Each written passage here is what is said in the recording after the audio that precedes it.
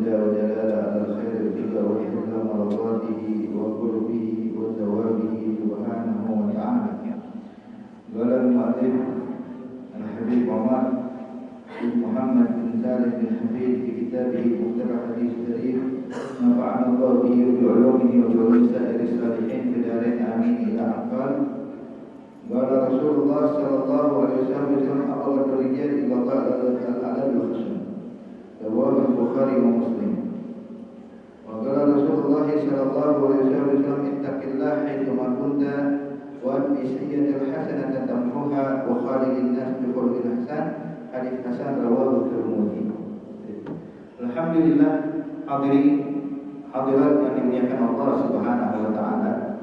Kita bersyukur pada kesempatan di malam hari ini kembali Allah kumpulkan kita dan Allah perjumpakan kita di dalam tempat yang insyaallah membawa keberkahan untuk kita semuanya.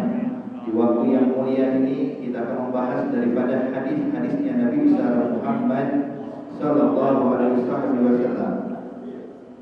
Yang mana sampai kita pada hadis yang kedua bahwasanya Rasulullah sallallahu alaihi wasallam bersabda, "Abghadul rijal ila Allah al-aladul khasyah." Kata Nabi Muhammad, orang yang paling dibenci oleh Allah Subhanahu wa taala adalah orang yang mana kalau sedang emosi diluapkan dan ditunjukkan emosinya kepada orang lain. Ada al-aladul khasyah itu orang yang syadidul khusumah. Dan kalau dia musuh sama orang itu ditampakkan keburukannya, ditampakkan kejahatannya kepada orang lain. Maka hadirin, orang yang seperti ini adalah orang yang paling dibenci oleh Allah. Sebab Islam mengajarkan kepada kita sifat kasih sayang. Islam mengajarkan kepada kita berbuat baik kepada sesama, bahkan kepada orang yang berbuat buruk kepada kita sekalipun. Walaupun di dalam syariat Islam memang diizinkan, hadirin hadirat yang dimuliakan Allah, kita diizinkan untuk membalas. Cuma balasan yang harus kita berikan itu pun hanya sebatas keburukan yang kita terima, nggak boleh lebih dari itu. Orang contohnya mencaci maki kita satu kali, kalau kita mau balas caci maki satu kali. Jangan orang caci maki kita satu kali, terus kita benci dia, caci maki dia ratusan kali. Ini mah nggak seimbang. Ini nggak dibenarkan dalam Islam. Jadi intinya hadirat dimuliakan Allah. Kalau seandainya kita ingin membalas atas keburukan yang dilakukan orang lain, maka tidak boleh lebih dari apa yang kita terima dari keburukan orang tersebut. Kalau lebih, hukumnya haram, hukumnya tetap diharamkan. Cuma membalas itu walaupun diizinkan, tapi tetap yang paling afdal adalah memaafkan. Maka dinyatakan di dalam Al-Quran, Allah menyatakan khudil afwa wa'amur bil 'urfi wa'rid 'anil jahilin. Allah nyatakan khudil afwa, berikan maaf. Jangan kita hadirin hadirat yang dimuliakan Allah menyimpan kebencian, dendam, keburukan pada orang lain. Ini tidak bakal dibenarkan dalam Islam. Menyimpan kebencian kepada sesama muslim ini yang bakal menghalangi ibadah kita diterima oleh Allah Subhanahu wa taala. Bahkan disebutkan di dalam hadis kata Rasulullah sallallahu alaihi wasallam, ada 4 golongan yang gak bakal mendapatkan ampunan dari Allah di bulan Ramadan, apalagi selain bulan Ramadan. 4 kelompok. 4 kelompok ini gak bakal dapat ampunan Allah walaupun dia ibadah sebanyak-banyaknya, walaupun dia melakukan taat sebanyak-banyaknya. Tapi kalau termasuk dari 4 perkara ini mengambil gambar, dia gak bakal mendapatkan ampunan dari Allah dan ibadahnya tidak diterima oleh Allah Subhanahu wa taala. Siapa itu? Yang pertama adalah qati'ur rahim. Orang yang memutuskan tali silaturahmi. Ketika seseorang memutuskan tali silaturahmi, bermusuhan kepada kerabatnya, memutuskan hubungan kepada sanak familinya, tidak mau saling tegur antara kakak dengan adik, ponakan dengan paman dan sebaliknya, yang kayak begini hadirin hadirat yang dimuliakan Allah Subhanahu wa taala, walaupun dia ibadah sebanyak-banyaknya, ambil gambar ibadahnya tidak bakal diterima sama Allah Subhanahu wa taala. Makanya dinyatakan di dalam riwayat hadis yang lain Rasulullah sallallahu alaihi wasallam, "Inna rahmatan tanzil 'ala qaumin wa fihim qati'." Rahmat tidak akan diturunkan oleh Allah kepada sekelompok kaum yang di dalamnya ada satu orang yang memutusin tali silaturahmi. Coba bayangin, satu daerah terhalang dapat rahmat Allah gara-gara ada satu yang memutusin tali silaturahmi. Kalau ini satu daerah kena imbasnya, lalu bagaimana di rumah kita? Kalau ada di rumah kita orang yang memutusin tali silaturahmi, gimana rumah kita bisa dapat rahmat? Kalau seandainya bukan di rumah kita, pelakunya ya kita. Pelakunya kita yang memutusin tali silaturahmi, gimana bisa dapat rahmat dari Allah Subhanahu wa Ta'ala? Jadi walaupun dia ibadah sebanyak apapun, alhamdulillah, kalau udah memutusin tali silaturahmi, maka ambil kabar ibadahnya nggak bakal diterima dan nggak dapat ampunan dari Allah. Yang pertama. Yang kedua, aqul walidain. Yang nggak bakal dapat ampunan dari Allah. Yang kedua adalah anak yang durhaka sama orang tua. Ketika anak berani mengangkat suara pada orang tuanya, anak berani berbuat buruk pada orang tuanya, naudzubillah min dzalik, yang kayak begini, walaupun ibadahnya sebanyak apapun, walaupun tiap hari sujud terus kepada Allah, walaupun dia katakan Quran tiap hari, walaupun dia sedekah tiap hari miliaran rupiah, tapi kalau durhaka sama orang tua, ambil kabar ibadahnya nggak bakal diterima sama Allah.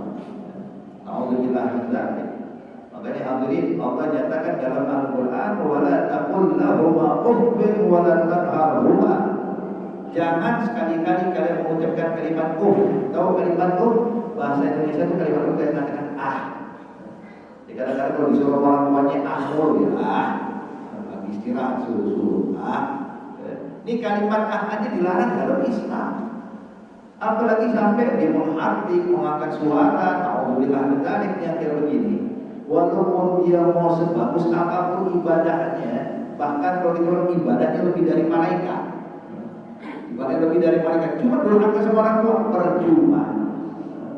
Lalu gimana yang ibadahnya pas-pasan terus durhaka lagi? Kalau ibadahnya banyak durhaka nggak bakal ampunan Allah, berarti yang memang suka maksiat, naudzubillah. Yang kedua, yang ketiga al-musyahid, yang menyimpan kebencian kepada sesama muslim. Benci sama tetangganya, benci kepada rekan kerjanya, benci pada atasannya, benci pada bawahannya, benci pada konsumennya, benci itu yang kayak begini hadirin. Ibadah sebagus apapun kalau masih menyimpan kebencian kepada satu orang muslim, maka ibadah itu juga bakal ditolak oleh Allah. Yang keempat adalah mudminil khamar, orang yang kecanduan daripada khamar, minuman keras. Mungkin kalau sekarang ini ya yang semacamnya seperti narkoba, naudzubillah min dzalik. Ini ada 4 golongan yang sebanyak apapun ibadahnya tetap nggak bakal dapat ampunan Allah. Nggak bakal dapat ampunan Allah di bulan Ramadan, apalagi di selain bulan Ramadan. Makanya ayo hadirin hadirat, kalau kita termasuk dari salah satu yang 4 ini, ayo taubat pada Allah, kembali kepada Allah. Jadi nih 4 tadi perkara. Yang pertama adalah memutus tali silaturahmi. Yang kedua, durhaka sama orang tua. Yang ketiga, menyimpan kebencian kepada sesama muslim. Dan yang keempat, orang yang kecanduan dari minuman keras atau yang semacamnya. 4 golongan ini gak bakal dapat ampunan Allah. Makanya kita diperintahkan oleh Allah, kasih maaf. Berikan maaf pada siapapun yang berbuat buruk pada kita.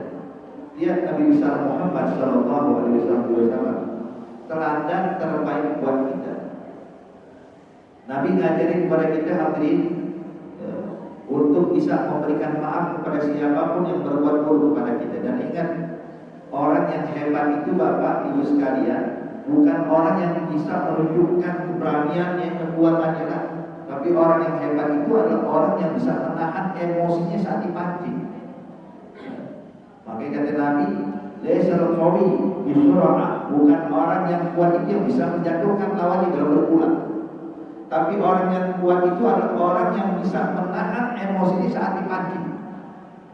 Tidak kepancing amarahnya, justru dia bisa memaafkan. Ini baru orang hebat. Makanya lihat, Allah Subhanahu wa Ta'ala memberikan pendidikan khusus buat Nabi kita, Nabi Muhammad Sallallahu Alaihi Wasallam. Allah nyatakan di dalam Al-Quran, wa bima rahmatin minallahi linta lahum wa law kunta faddan ghalidhal qalbi faddu min hawlik. Kemudian apa kata Allah? Fa'fu wastaghfir lahum wasyawirhum fil amr. Allah nyatakan kepada Nabi Muhammad, ya Rasulullah, kalau engkau ini punya sifat kasar, kalau perilakumu keras, keras dan kasar, lan faqtu min haulik, maka niscaya orang bakal lari jauh darimu. Kayak kita siapa yang sanggup duduk sama orang yang kasar? Kita senang duduk di samping orang yang baik, orang yang santun, nyaman kita duduk sama dia. Tapi kalau orang yang bentar-bentar ngomel, coba siapa yang sanggup? Ya. Kalau orang yang nggak ngomel, yang suka emosi yang kayak begini, Pak, ada yang selamat kita duduk sebentar, diomelin sama dia. Otomatis orang apa coba bayangin, kalau Rasulullah itu orangnya kasar, siapa mau dekat sama Rasulullah? Kalau Nabi Muhammad itu ucapan itu keras, siapa yang mau dekat sama Nabi Muhammad? Lan faqul min qawli kata Allah. Niscaya mereka bakal lari menjauh darimu ya Rasulullah. Terus apa yang harus dilakukan ya Allah? Allah nyatakan fa'wan. Tugasmu ya Nabi Muhammad, berikan maaf kepada mereka. Maaf kepada siapa? Tentunya buat orang yang berbuat buruk sama kita. Berikan maaf kepada orang yang berbuat buruk sama kita. Fa'wan. Bayangin, hadirin, itu pernah Rasulullah dalam riwayat dalam sejarah di sirah, waktu Nabi sebelum hijrah masih tinggal di Mekah, ada satu orang tetangga Nabi ini nggak suka sama Rasul. Jadi tiap hari itu dia nyari sampah, nyari duri, diletakkan tepat di pintu rumah Rasulullah. Jadi malam hari itu dia datang tuh bawa sampah, bawa duri, ditaruh depan pintu rumah Nabi. Jika Nabi besok pagi waktu lihat mau keluar rumah, lihat sampah banyak, duri dan lain-lainnya, harapan nih orang. Saking jahatnya bilang, semoga dia Muhammad injek di duri. Jadi saking dengkinya sampai segitunya. Rasulullah tahu ya siapa yang melakukan ini. Nabi keluar rumah, apa yang dilakukan Rasulullah? Nabi cuma ngambil sapu atau alat semacamnya, dibersihkan, disingkirkan itu semua. Besok ada lagi, disingkirkan lagi apa? Besok ada lagi, tiap hari begitu. Subhanallah, sekali waktu pas Nabi keluar rumah, lihat kok bersih depan rumah. Tapi penasaran, tumben kok nggak ada orang naruh sampah depan pintu rumah saya. Kok nggak ada orang naruh duri di depan pintu rumah saya. Maka Nabi waktu keluar, Nabi nanya sama sahabat tentang keadaan tetangga. Sebab Nabi tahu yang biasa lakukan tetangga. Kata Rasulullah, mana pulang bin pulang? Kata para sahabat yang tahu dan tentang kejahatan orang ini kepada Rasulullah, maka sahabat mengatakan ya Rasulullah, alhamdulillah dia lagi sakit ya Nabi. Artinya nih sahabat senang kalau dia sakit, kenapa? Kalau kan gangguin Rasulullah terus. Kata Nabi, sakit sejak kapan? Sejak kemarin ya Rasulullah. Oh, kata Nabi, dia tetangga saya, berhak saya jenguk. Orang yang gangguin Nabi dijenguk sama Rasulullah. Kalau kita mungkin orang yang biasa gangguin kita sakit, yang ada kita sudah syukuri, alhamdulillah sakit juga tuh orang. Tapi Nabi nggak dijenguk, didatengin ke rumahnya sampai dia orang bingung dan Rasulullah jenguk dia. Dia pikir Nabi jangan-jangan pengen balas dendam, atau Nabi pengen mencaci maki dia, atau mengucapkan kalimat yang buruk pada dia. Waktu Nabi menjenguk, ternyata Nabi duduk di samping dia, yang ada dia didoain sama Nabi untuk cepat sembuh. Padahal non Muslim loh. Dan ini pelajaran buat kita. Jadi bukan berarti kalau kita doain hanya orang Islam yang non Muslim boleh doain, Nabi doain. Bukan sekedar non Muslim, orang yang gangguin Nabi. Orang yang tiap hari naruh sampah depan pintu rumah Nabi, orang yang tiap hari naruh duri depan pintu rumah Nabi. Nabi jenguk didoain sama Rasul, insya Allah dikasih kesembuhan, panjang umur. Jadi ketika orang lihat akhlaknya Nabi Muhammad, kok bisa ya maafin saya? Padahal saya begitu jahatnya kepada Rasulullah. Maka waktu Nabi pengen keluar rumah, dia panggil lagi, ya Muhammad tunggu sebentar sebelum kau keluar rumah saya. Dia bilang, ada apa tetangga boleh bulan? Dia bilang, tolong ulurkan tanganmu, saya ingin mengucapkan 2 kalimat syahadat. Sudah masuk Islam. Kenapa? Ketika Nabi tunjukkan sifat maaf, faktual.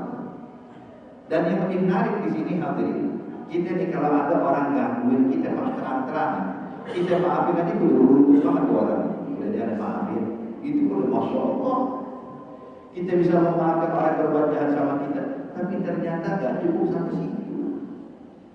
Allah merintahkan Nabi bukan cuma maaf ya Nabi, apa? Wastaghfir lahu, ente yang baca istighfar buat mereka. Sebab mereka mungkin buat salah lupa baca istighfar, tapi ente ingetin, ente yang baca istighfar. Ya Allah ampuni dosa mereka. Siapa nih? orang yang biasa gangguin saya. Ampuni kesalahan mereka ya Allah, maafkan segala sesuatu. Subhanallah. Ada tarbiyah, ini pendidikan yang diajarkan Allah kepada Nabi Muhammad. Wastaghfirullah. Jadi Nabi baca istighfar. Ya Allah, ampuni dosa bulan, ampuni kesalahan bulan. Jadi, makanya saya bilang bisa maafin orang jadi masya Allah. Gimana kalau kita baca istighfar buat orang yang jahat sama kita? Berat ya, susah. Ya, tapi kedudukannya mulia di sisi Allah Subhanahu wa Ta'ala. Makanya hadirin, hadirat dimuliakan Allah. Kalau pengen punya sifat seperti ini, kita ini harus biasa untuk memaklumi orang lain. Jadi sifat maaf itu bisa kita berikan Pak, kalau kita bisa maklumin, bisa memaklumi. Tapi kalau kita nggak bisa memaklumi, nggak bakal ada maaf. Bohong. Kalau bilang saya sih maafin dia, maafnya kita ini kadang cuma di mulut Pak.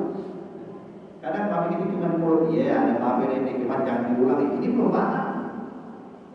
Kalimat jangan diulang ya, hati-hati kalau diulang ya, ini belum maaf ini. Kenapa? Masih diingat kesalahan dia. Artinya kalau dia melakukan kesalahan yang kedua, bakal ingat lagi dengan maksiat kesalahan yang awal. Kenapa? Sebab kesalahan maaf. Makanya di sini kalau kita bisa memaklumi, maka dijamin kita bakal bisa memaafkan wrong hati kita. Ya, makanya sahabat-sahabat Nabi bilang, kata para sahabat, kami ini kalau ada orang yang berbuat buruk pada kami, maka kami akan berusaha mencarikan 70 alasan untuk bisa maafkan orang ini. Jadi mencari 70 alasan biar kita bisa maafin. Gimana itu? Contoh nih hadirin, hadirat dimuliakan Allah. Kalau kita berjumpa dengan satu orang, kemudian kita ucapkan salam, orang kita kenal, tetangga kita atau teman kerja kita atau mungkin kita pernah ketemu sama dia. Waktu kita berjumpa, kita pengen tunjukkan santunnya kita, pengen tunjukkan kebaikan kita ucapkan salam dengan ramah. Kita bilang assalamualaikum sambil senyum. Ternyata ini orang ketika kita ucapkan salam dengan baik, dengan santun, dia malah memasang muka cemberut wajah kita kemudian melengos. Walau jauh salam kita, kira-kira tersinggung nggak kita? Tersinggung ya. Astagfirullah. Saya udah ucapin salam baik-baik, malah begini keadaannya. Mungkin kita bakal tersinggung dan marah. Kenapa? Sebab kita nggak kasih uzur, kita nggak nyari alasan. Tapi coba deh, carikan, jangan nggak usah sampai 70 alasan. 5 alasan cukup Pak, kita bakal maafin dia. Kalau kejadian kita ngalamin hal tersebut, kita mengucapkan salam dengan santun, tapi dia malah berpaling dari kita, malah melengos dari kita, ketika timbul emosi dan marahnya kita, marahnya kita muncul, coba kasih alasan, kasih cari petunjuk, bilang dalam hati kita, ya Allah, ini orang saya mengucapkan salam tapi nggak menjawab, malah melengos, mungkin dia lupa kali dari saya. Emosi kita kan kalau ini beruap langsung turun drastis. Mungkin dia lupa dari saya. Kasih alasan kedua, mungkin dia nggak dengar kan saya mengucapkan salam, suara saya terlalu pelan, sehingga dia nggak menjawab salam ke saya. Kasih alasan ketiga, mungkin dia menjawab salam, cuma sayanya nggak dengar. Itu kan turun langsung tuh, emosi kita tuh. Tapi udah, kalau kita kasih alasan pertama, alasan kedua, alasan itu langsung reda tuh. Terus kasih alasan lagi yang berikutnya, alasan berikutnya. Dia bilang mungkin memang bawaannya dia kayak begitu, sayangnya aja baperan. Apa kesinggung. Ya yang salah saya bukan dia. Itu emosi tadi mengucap hilang. Ini belum nyampe 70, baru 4 tadi tuh. Subhanallah, kadar emosi kita langsung turun. Inilah cara untuk memaafkan orang yang buat salah sama kita. Jadi kalau kita bisa menjadikan uzur, cari alasan untuk memaafkan orang, dijamin gak bakal diperbenci sama muslim manapun. Tapi kalau kita gak pintar cari alasan untuk memaafkan, yang ada cari alasan untuk musuhin. Ini orang kayaknya benci dia sama saya. Ini orang kayaknya punya niat jahat, ya maksudnya kayak begini gimana bisa maafin orang? Makanya hadirin Allah pesan fa'fu anhum wastaghfir lahum. Sampai situ enggak. Allah bilang ke Nabi Muhammad gak cukup sampai situ ya Nabi Muhammad. Itu dia bisa maafin. Yang baca istighfar buat orang yang buat jahat. Terus yang berikutnya turunkan egomu. Turunkan egomu, turunkan gengsimu. Apa yang dilakukan? Sampai pertama ajak musyawarah, dengerin nasihatnya, dengerin ucapan, subhanallah. Hadirin, kita kan kalau bisa maafin orang begitu baik, kan ego kita kan masih tinggi. Ini orang-orang kayak gini biasa kan kita ganggu kita. Jangankan mau dengar omongan mau dulu sama dia kita nggak betah. Kenapa? Sebab kita tahu orang itu jahat sama saya. Tapi ternyata nggak, Nabi Allah ngajari pada Nabi Muhammad, turunkan ego ya Rasulullah, ajak musyawarah tuh orang dalam suatu perkara, dengerin masukannya, dengerin itu nasihatnya, itu usahawir mungkin sampai segitunya Allah mendidik Nabi Muhammad. Makanya di sini bagi orang yang ingin mencontoh Nabi Muhammad nih, ini contohnya hadirin. Kita jangan anggap tuh mau marah terus, mau emosi terus. Jangan, itu penyakit. Bukan nunjukin kalau kita ini hebat, berani, enggak. Penyakit yang harus kita bersihkan hadirin. Allah nyatakan dalam Al-Quran, yauma la yanfa'u malun wala banun illa man atallaha biqalbin salim. Itu hari kiamat, hari pembangkitan. Harta benda ada gunanya, yang menguntungkan kita satu hati yang selamat. Nah, ini benci pada siapapun. Makanya jangan sampai ada di antara kita ini menyimpan kebencian atau meluapkan emosi khususnya kepada orang yang berbuat buruk. Cariin alasan untuk memaafkan. Berarti pemahamannya hadirin, kalau orang yang menunjukkan emosinya, diluapkan emosinya ketika dia marah, ini adalah orang yang paling dibenci oleh Allah. Berarti orang yang bisa memaafkan pada saat dia emosi, ini adalah orang yang paling dicinta oleh Allah. Kemudian hadis yang berikutnya, Nabi menyatakan ittaqillah haitsu ma kunta wa atbi'is sayyi'ata al-hasanata tamhuha wa khaliqin nas bi khuluqin hasan. Dalam hadis ini ada 3 poin yang disampaikan Nabi Muhammad. Yang pertama ada takwa, ittaqillah haitsu ma kunta. Bertakwalah engkau dimanapun engkau berada. At-taqwa, pengertian takwa hadirin adalah imtithal awamirillah wa jinab nawahi wa sis'ar ta'zim wa hibatullah. Ya, jadi pengertian takwa itu adalah menjalankan taat, meninggalkan hal yang haram dengan mengagungkan Allah dan takut kepada Allah. Jadi harus ada nih, kita bukan yang penting sholat ibadah kan. Orang yang bertakwa sholat itu sambil mengagungkan Allah. Ibadah itu dengan niat untuk mengagungkan Allah dan memuliakan Allah. Jadi yang dirasakan ketika dia sholat, keagungan Allah. Yang dirasakan pada saat baca Quran, mengagungkan Allah. Bukan yang penting sholat, yang penting baca Quran. Nah, itu baru takwa. Itu baru takwa zahir. Kalau takwa zahir orang sholat, orang puasa, orang zakat, orang haji, orang baca Quran, itu takwa zahir. Cuma takwa itu bukan yang zahir, takwa itu ada dalam hati. Maka Nabi menyatakan at-taqwa hahuna, at-taqwa hahuna, at-taqwa hahuna. Fa asyara ila sadrihi 3 marrat. Kata Nabi, takwa itu adanya di sini, kata Nabi, di dalam dada kita, dalam hati. Maka Nabi mengisyaratkan supaya kita kata takwa itu di sini, takwa itu di sini, takwa itu di sini, kata Rasulullah. Jadi takwa itu hadirin menjalankan perintah Allah dengan mengagungkan Allah. Beda. Orang yang ibadah dengan mengagungkan Allah dengan orang yang ibadah tidak merasa mengagungkan Allah.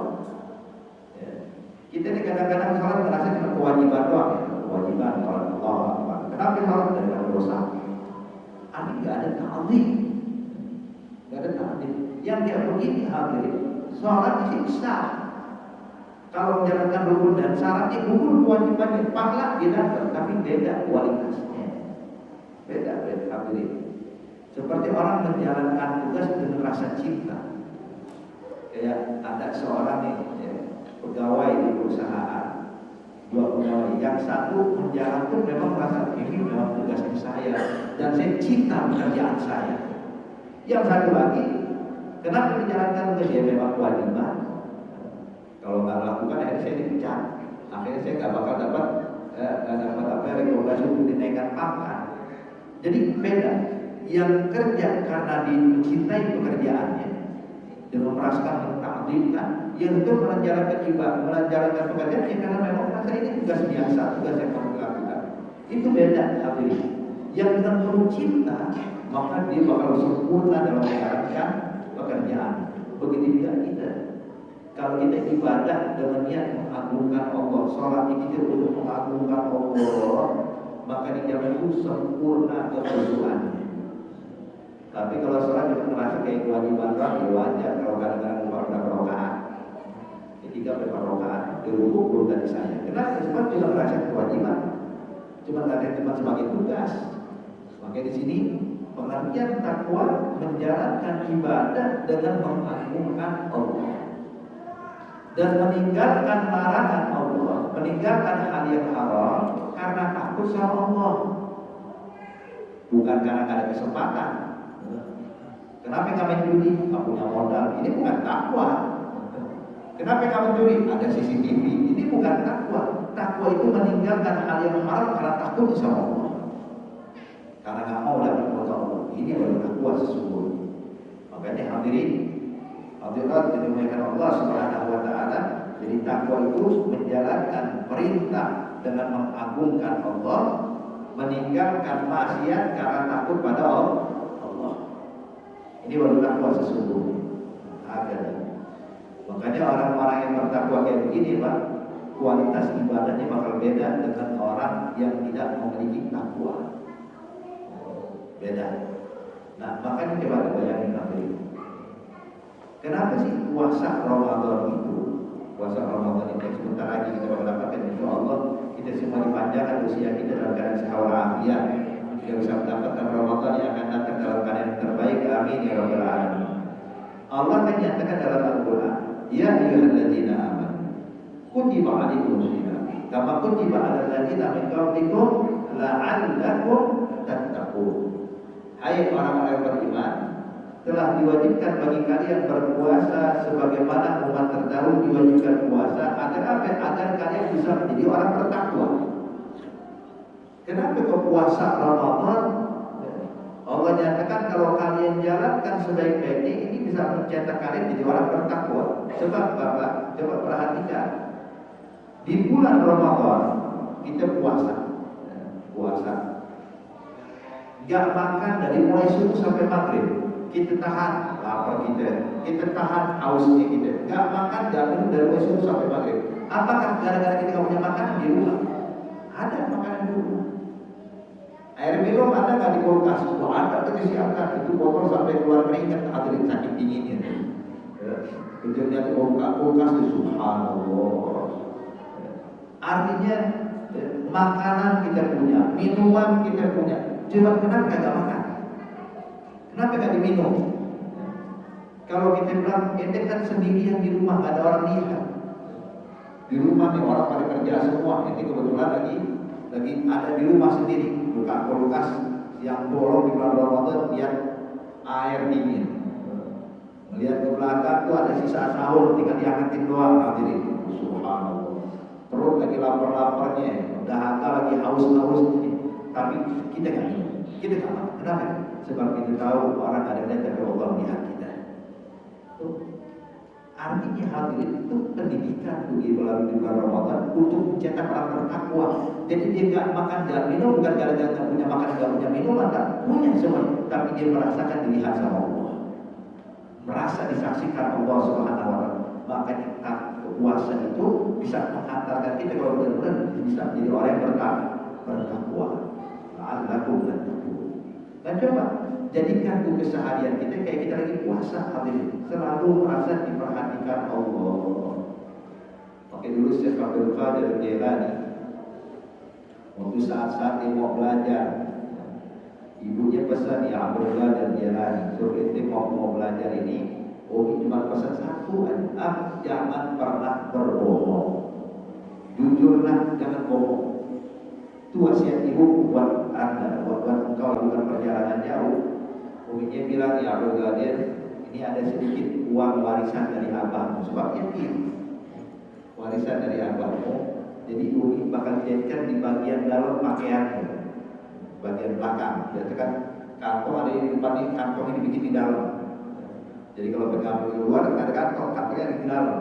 Biar apa? Biar lebih aman, biar gak gampang hilang. Sebab ini bakal jadi bekal intim nimba ilmu nantinya kalau itu butuh. Dimasukin ke dalam kantong di bagian dalam pakaiannya.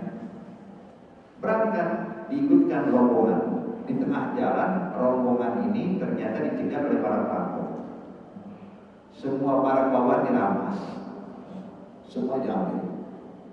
Perampok gak ada yang peduli, dan Abdul Qadir dia masih kecil. Jadi orang sibuk ini cuma apa mau mendeteksi uang milik orang-orang dewasa yang ada itu diambil.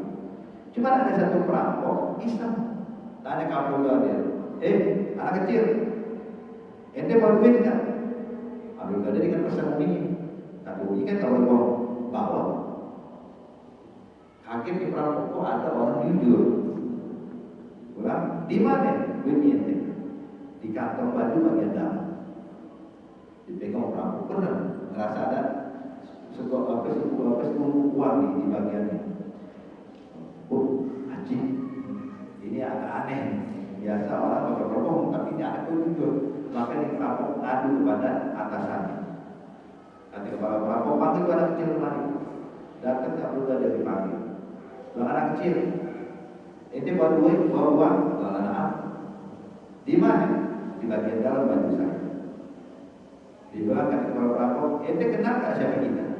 Belum tahu, kalian adalah perampok. Tapi apa yang ada benar dalam perampok? Perampok itu apa? Perampok ini ngambil harta milik orang lain, memaksa mengambil harta milik orang lain dan lain-lain. Terus kenapa dijujur? Kan kalau ente bohong, duit ente gak bakalan ambil. Bilang aja kalau duit aman ente, duit ente aman. Kenapa ente jujur? Dia bilang sebab Umi saya berpesan waktu saya pengen keluar rumah, kata Umi saya, ya Abdul Qadir, jangan pernah berbohong, jujur kalau siap kata. Tapi ya Abdul Qadir, nah ibu kan gak ada sekarang, ibu kan di rumah, ini kan sekarang di luar jauh dari umimu, engkau bohong pun juga gak bakal kawan ibumu. Kata si Abdul Qadir, nah ibu saya memang jauh dari sini, tapi yang menyaksikan ucapan ibu saya yaitu Allah selalu ada bersama saya. Kalau saya bohong, Allah tahu. Kalau saya berbohong, maka saya tidak bakal berbohong. Dulu kayak gitu di kepala perampok terdiam. Subhanallah, ini anak kecil.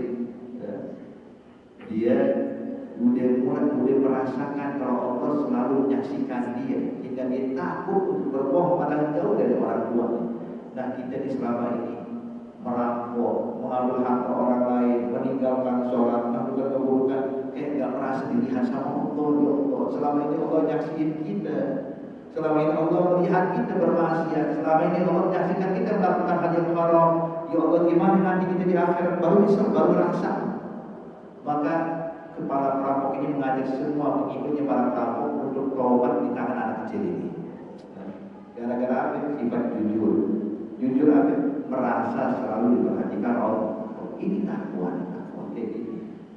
Merasa diperhatikan Allah, maka ini puasa itu bisa menjadikan kita bertakwa. Kenapa? Mengajarkan kita untuk merasa dilihat sama Allah. Merasa diperhatikan oleh Allah Subhanahu wa ta'ala. Makanya ittaqillah, takwa kalian kepada Allah haitsu ma kuntum, dimanapun kalian berada. Takwa itu bukan cuma dalam masjid, takwa itu bukan cuma dalam mushola. Takwa itu dimanapun, di dalam masjid, di luar masjid, dalam mushola, luar mushola, di rumah, di kantor, di jalan, di mana tempat kita sendiri atau lagi rame-rame. Takwa kepada Allah. Kemudian yang kedua kata Nabi, wa atbi'is sayyi'ah al-hasanah tamhuha. Dan kalau kita melakukan kesalahan, ikutkan setelahnya dengan melakukan kebaikan alias taubat. Kita kalau maksiat, kita jujur hadirin, kita cuma manusia yang kalau dari kesalahan. Kita bukan malaikat yang selalu beramal taat, yang orang buat maksiat. Siapa sih kita? Manusia biasa. Iya kan? Al-insan mahallul khata' wa nisyan, tempatnya kesalahan, tempatnya lupa. Ini kita hakikatnya manusia, nggak luput daripada dosa. Coba ya, kalau kita ini mau bicara jujur lah, hadirin hadirat, siapa mulai dari subuh tadi hingga saat ini nggak ngomongin orang, nggak mencaci atau menghina baik dengan ucapan atau dengan perbuatan. Sulit. Pasti ada di kelalaian kita, pasti ada di kealpaan kita, pasti ada dosa yang kita lakukan, baik kita sadari ataupun tidak kita sadari. Ya. Makanya di sini hadirin, tugas kita adalah bertaubat atas dosa kesalahan yang kita perbuat. Ya. Memang dalam riwayat lain kata sebagai ulama wa saya ada hasanatan buha, artinya adalah kalau kita melakukan kebaikan atau melakukan keburukan, jangan lupa melakukan kebaikan. Artinya adalah kebaikan yang kita lakukan itu bisa menggugurkan dosa kita. Ya, kebaikan yang kita lakukan bisa menggugurkan dosa. Contoh, kata Nabi, orang kalau berwudu, maka dosa yang di anggota wudu kita itu gugur bersama air wudu kita. Ya, jadi air musta'mal kita itu membawa dosa kita. Makanya hadirin, dinyatakan juga dalam hadis yang lainnya, Ramadan ila Ramadan, wal jum'ah ila jum'ah, was salah ila salah, mukaffiratul ma bainahuma in istuniba kaba'ir, kata Rasulullah. Ramadan antara Ramadan yang satu dengan Ramadan berikutnya, antara Jumat menuju Jumat berikutnya, antara sholat menuju sholat berikutnya, itu merupakan menggugurkan dan meleburkan dosa selagi dia tidak melakukan dosa besar. Artinya dosa kecil kita diampuni dan dimaafkan oleh Allah Subhanahu wa taala setiap kita melakukan kebaikan. Jadi setiap kita melakukan taat, dosa kita dihapus oleh Allah Subhanahu wa taala. Maka di sini diingatkan, jangan kita cuma pandai berbuat dosa tapi nggak pandai berbuat ibadah. Artinya lakukan kebaikan, lakukan taat. Sebab kemungkinan taat yang kita lakukan Bapak dan Ibu sekalian, ini yang menyebabkan dosa kita diampuni dan menyebabkan kita meninggal dalam keadaan husnul khatimah. Ini pernah ada kejadian Pak Wiri. Jadi pernah ada rombongan juga di kafilah. Kafilah ini Pak Wiri ketika berjalan membawa barang dagangan, bawa harta segala macam, di tengah jalan ada perampok. Jadi perampok merampas semua barang yang ada, semua jalan. Akhirnya salah satu perampok melihat nih hasilnya gemilang nih, yang didapat banyak, maka pengen pesta nih yang orang-orang yang dilaporkan ikat, harta dikumpulkan. Maka orang ini pengen menunjukkan rasa bahagianya karena mendapatkan uang yang banyak dari hasil rampokan. Maka dibikinlah makanan, dimasakkan makanan, kata perampok yang lain, boleh ini makanan sebelum kita makan, kasih ke buat kita dulu kepada perampok, buat dia dulu biar dia nyicipin makanan kita, lebih kita makan. Makanan dibawa, dihidangkan kepada kepala perampok. Waktu dihidangkan kepada kepala perampok bilang pada kawanannya, kalian saja yang makan, kenapa saya lagi masak saya tumis? Kaget tak semua.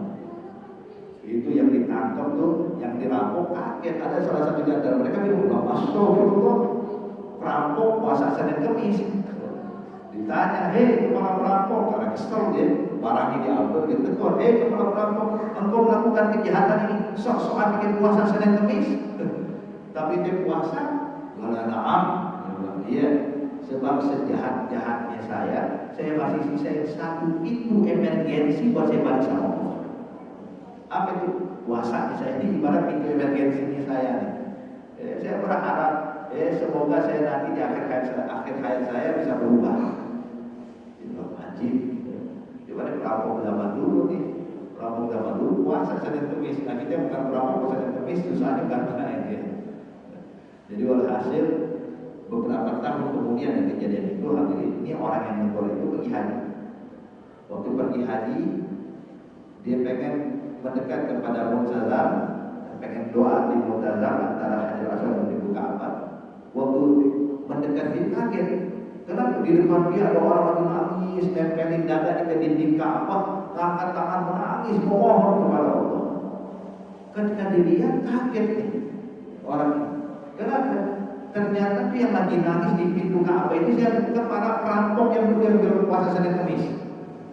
Lah anjing, ini kepala perampok dulu ngambilin barang saya, ngambilin harta saya, terus dia bilang puasa Senin Kamis, sekarang lagi pergi haji. Disamperin, ya, Pak, ingat nengok kepala perampok, bilang ingat saya nggak? Bukan kepala perampok, ingat, ingat saya ingat kamu. Belum betul kan? Ingat. Dulu kan yang berapa tahun yang lalu katanya. Dibilang iya. Kata orang itu sekarang bingung. Kok sekarang malah pergi haji? Kok sekarang masuk kok jadi orang soleh doa sampai nangis nangis di depan pintu Ka'bah. Kata kepala perampok, ini adalah hasil dari puasa Senin Kamis saya. Ketika saya meninggalkan satu pintu emergensi, akhirnya Allah mengizinkan saya untuk balik padanya. Maka sekarang ada oleh tobat dari perampokan, ada oleh kapok dan melakukan maksiat, saya sekarang pengen dekat sama Allah. Maka ini kebaikan yang kita lakukan hadirin, ini yang bisa merubah keadaan kita. Makanya jangan pernah sungkan melakukan kebaikan dan melakukan taat, apalagi taubat kepada Allah Subhanahu wa taala. Kemudian yang berikutnya, yang ketiga, wa khaliqin nas bi khuluqin hasan. Kemudian berakhlaklah kita, berperilakulah kita kepada sesama manusia dengan perilaku yang baik, dengan akhlak yang baik. Jangan sampai kita punya sifat buruk kepada sesama kita. Sebagaimana tadi yang disampaikan di hadis sebelumnya, ya, harus memiliki akhlak yang baik. Nabi bilang, inna ahsanal hasan khuluqul hasan. Kebaikan yang paling baik, kebaikan yang paling baik, ibadah yang paling bagus, tapi itu akhlak yang baik. Jadi jangan dianggap ibadah cuma sholat puasa, kita bersopan santun kepada sesama kita, itu adalah ibadah. Bahkan itu ibadah yang paling afdol. Sampai Nabi nyatakan dalam hadis kata Rasulullah sallallahu alaihi wasallam, inna asdal bayyuhu fil mizan khuluqul hasan. Kata Nabi, tahu kan? Amalan nanti ditimbang yang paling berat, ya, ditimbang di akhirat itu yang 9. Amalan yang paling berat itu adalah akhlak yang baik. Itu timbangan amal yang paling berat. Lebih berat dari puasa kita, lebih berat dari sholatnya kita, lebih berat dari zakatnya kita, lebih berat dari hajinya kita. Ada khuluqul hasan, akhlak yang baik, berbudi yang baik. Ini adalah amalan yang paling afdal. Makanya hadirin yang menjadi ciri kelebihan yang diberikan Allah kepada Nabi Muhammad sallallahu alaihi wasallam adalah akhlak yang baik. Allah nyatakan wa innaka la'ala khuluqin 'azim. Sungguh engkau hai Nabi Muhammad mendapatkan akhlak yang sangat agung. Bukan lagi akhlak mulia, akhlak yang agung. Makanya oleh karena itu hadirin, ini hadis yang disampaikan oleh Nabi Muhammad sallallahu alaihi wasallam, ya, 2 hadis tadi saya rasa cukup buat kita amalkan. Jangan gampang emosian sama orang, ya. Kalau orang buat buruk sama kita, maafkan, cari uzur, jadikan uzur untuk bisa kita maafkan dia. Kemudian tadi hadis berikutnya 3 poin yang dipesan Nabi, takwa kepada Allah dimanapun kita berada, mau di tempat ibadah, di luar tempat ibadah. Kemudian juga yang kedua adalah lakukan kebaikan, lakukan amal taat, bertobat daripada maksiat, bertobat dari hal yang diharamkan Allah, dan yang ketiga memiliki akhlak yang terpuji, akhlak yang baik. Mungkin sampai sini sebelum saya tutup, ada banyak pertanyaan. Kalau mau nanya silahkan. Kalau kita lanjutkan sedikit, kalau ini ada soal, ada pertanyaan, jelas semuanya. Nah sekarang alhamdulillah hadirin, sebagai penutup ini bentar lagi kita masuk bulan Ramadan. Ini bulan Ramadan, bulan yang sangat dimuliakan Allah. Ini harus kita persiapkan dari sekarang. Persiapan bulan Ramadan bukan nyiapin beras yang banyak buat masak nanti, bukan nyiapin makanan yang banyak, kita siapin sirup segala macam. Kenapa ya? Buat Ramadan, buat buka puasa kita, bukan itu. Kita pengen nyiapkan bulan Ramadan ini, persiapan kita nih, bersihin hati kita. Tadi 4 golongan yang tadi dinyatakan di awal pembahasan kita nggak bakal ada bulan Allah. Kalau kita termasuk dari salah satu dari 4, cepat-cepat taubat sebelum datang Ramadan. Jadi bagaimana Ramadan, hati kita siap menampung rahmat Allah. Apalagi Bapak dan Ibu sekalian, malam pertama bulan Ramadan adalah dinamakan Lailatul Nazrah, malam yang mana Allah memandang hambanya dengan pandangan rahmatnya. Maksudnya apa? Siapapun yang mendapatkan pandangan rahmat dari Allah di malam pertama bulan Ramadan, maka dia tak bakal celaka selama-lamanya. Artinya itu orang bakal mendapatkan ampunan, bakal mendapatkan ridha. Maka persiapkan diri kita menyambut datang bulan Ramadan. Dan juga ini bulan Sya'ban. Dan bulan Sya'ban ini hadirin, yang mana amal ibadah kita, perilaku kita, keseharian kita itu ada yang dilaporkan kepada Allah. Sebab laporan ini disampaikan kepada Allah, atau yang kita lakukan itu ada yang laporan tahunan, ada laporan mingguan. Kalau laporan mingguan itu setiap hari Jumat, setiap minggu itu amal kita dilaporin. Nah, yang berikutnya laporan tahunan. Laporan tahunan ini pada bulan Sya'ban. Pada bulan Sya'ban itu khususnya pada malam nisfu Sya'ban itu saat para malaikat menyampaikan laporan atas yang dilakukan manusia selama 1 tahun. Semua yang kita lakukan dalam 1 tahun itu dilapor pada Allah. Ya Rabbi, ya hamba-Mu yang ada bulan-bulan dari mulai Sya'ban pada Sya'ban sekarang ini loh perbuatannya. Ini yang dilakukan ini. Ini yang dikerjakan namanya. Dia lakukan kebaikan ini, dia lakukan maksiat ini. Semua itu dilaporkan kepada Allah. Ini laporan tahunan ini.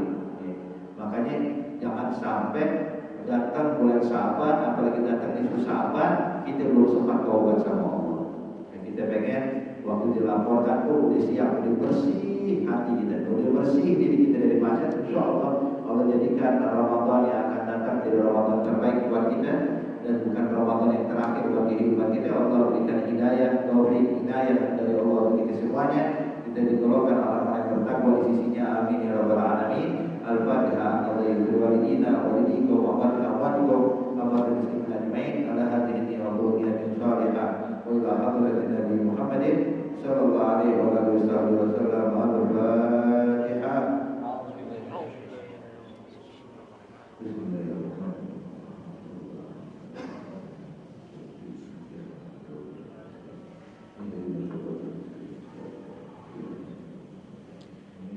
Rabbana taqabbal minna innaka antas samiul alim wa tub alaina innaka antat tawwabur rahim. Allahumma ya Allahumma hadhihi ya salam wa akhiru qawluhum alhamdulillahi rabbil alamin. Wassalamu alaikum warahmatullahi wabarakatuh.